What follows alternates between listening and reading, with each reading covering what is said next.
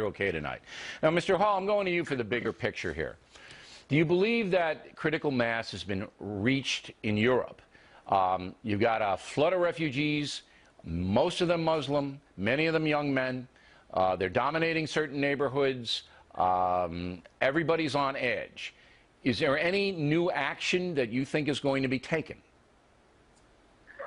Do you mean in terms of combating them, or that the terrorists are going to make? I certainly think there will be more terrorist outrages in Europe because the security services. How are the folks reacting to being under siege by this jihad? How are they reacting to it?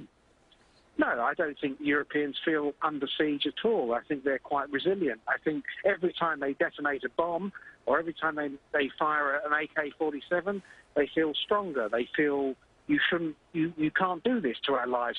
We will live our lives as we did before, and that's all right and proper. But on the other side of the coin is that the security services do say that we should expect more terrorism, that there is a corporation of terrorism, that the jihadists have a cell structure in place. When I arrived in Brussels today, I had to drive from Berlin, which is 500 miles, because there were no trains and there were no planes. All the roads were choked with police, they were choked with army lorries, and they are determined to combat these people, but they do think this is not the end of it.